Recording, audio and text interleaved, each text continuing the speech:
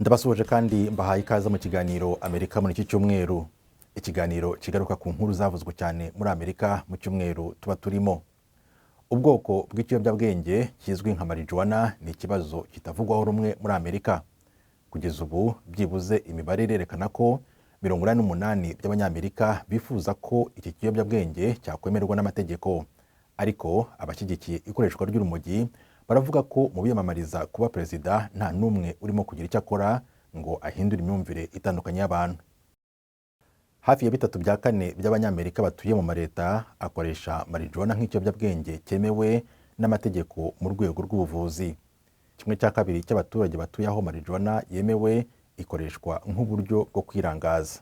Ariko urumogi rwo ntabwo ruremerwa n'amategeko ku rwego rw'igihugu cyose, ahubwo rwashyizwe mu rwego rw'ibindi biyobyabwenge nka heroin, aho byo bitemewe ko byakoreshwa mu buvuzi, bikazamura impungenge z'uko bishobora ko byakoreshwa nabi. Umubare munini w'abanyamerika batora batekereza ko bigomba guhinduka, urumogi rukaba nk'icyahesha amahirwe menshi Joe Biden na Donald Trump, cyane cyane mu batora bakiri bato, nk'uko Scott Smart ushinzwe gutegura ibikorwa by'abaturage mu mushinga wiswe New Georgia Project abivuga. Abantu benshi ntibasobanukiwe na politiki. Abantu benshi ntibazi ingaruka politiki igira ku buzima bwabo bwa buri munsi. Ntekereza ko urumogi ari ikintu gishimisha urubyiruko, ariko ari ikibazo rukwiye kwitondera. Mu ntangiriro zo ku kwezi hano i Washington DC habaye inama n'imurika ry'ibijyanye n'urumogi. Wari ubihagarariye Carolina Phillips avuga ko yaba Biden cyangwa Donald Trump nta n'umwe wigeze agira icyo abivugaho. Ikintu kimwe bombi bahuriyeho ni uko amateka yabo ku bijyanye n'urumogi adahura.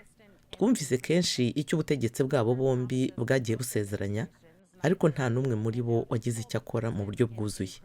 Minisiteri y'ubuzima kuri ubu butegetsi bwa Biden yatanze inama yo guhindura marijuana nk'ikiyobyabwenge cyo ku rwego rworoheje, ariko hari urujijo rwo kugira icyo bahindura cyangwa bemeza.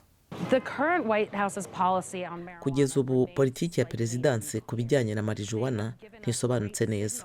Baduhaye ibimenyetso bigaragaza ko bafite ubushake bwo kugira icyo bahindura, ariko birashoboka ko ntacyo bazakora, kuko ntitwigeze tubona ikintu kitwemeza ibyo bavuga. Muri 2018 Perezida Donald Trump wayoboraga igihugu icyo gihe yavuze ko ashyigikiye gahunda yo gukuraho amategeko abuza marijuana ku rwego rw'igihugu, avuga ko agiye kubiharira za leta. Ariko kuva icyo gihe nta tegeko ryigeze risohoka mu nteko. Umwaka ushize Trump yagiranye ikiganiro na televiziyo Newsmax, abwira umunyamakuru ko ubushakashatsi bwerekanye ko marijuana igira ingaruka zikomeye ku buzima bw'umuntu. Nyamara iyo urebye umubare munini w'abantu batora, usanga ari ikintu gikunzwe cyane.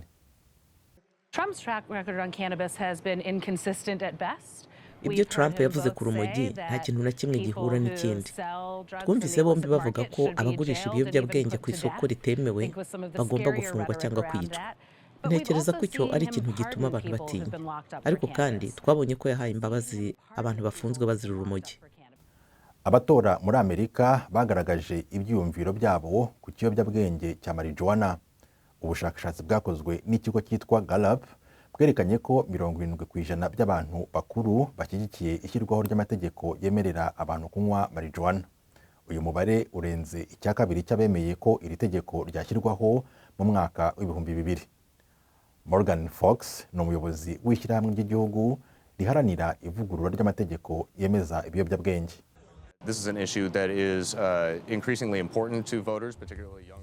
Iki ni ikibazo gikomeye ku batora, by'umwihariko ku batora bakiri bato, kandi ni n'ikibazo ku mukandida uwo ari we wese ushaka kugira aho agera, yaba ari mu matora ya perezida, ayo mu nteko nshingamategeko, akorwa ku rwego rw'amareta.